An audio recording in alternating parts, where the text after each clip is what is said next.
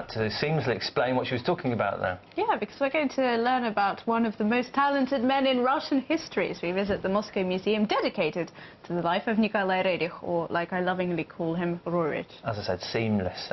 Renowned as, among other things, a painter, a philosopher and a scientist, it seems that there was almost nothing that Roerich couldn't do. So there's more. Here is Primetime Svetlana Karakina.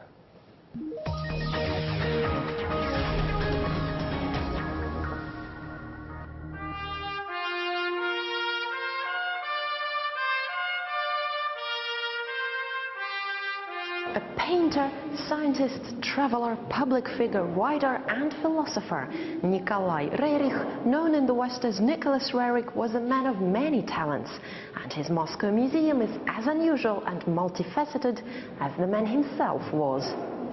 It's housed in a 17th century mansion in the city center. Roerich himself had little to link him to Moscow, though. He was born in St. Petersburg in 1874. At an early age, he became interested in painting, history and archaeology. These interests would become lifelong passions. Roerich's father didn't want him to pursue painting as a career, though, preferring law instead. So the young man studied both. Without forgetting his love for archaeology.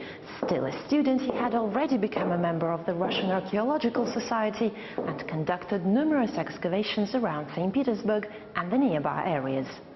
So it's no wonder that his early paintings were very much inspired by Russian history and landscapes, as well as ancient legends and fairy tales.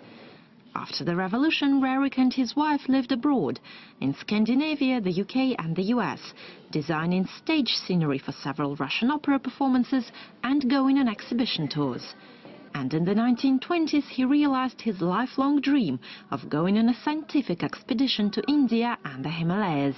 Plenty of his paintings were inspired by this trip, which also proved to be a long spiritual journey. Fascinated by the philosophers of the East, Roerich devised an entire philosophic and ethical teaching called Living Ethics, with a following around the world. He continued to live and work in India, and it's there in 1947 that he died. Nicholas Roerich is remembered as an advocate of the arts and culture, and the man who initiated an international pact for the protection of artistic and academic institutions and historical sites.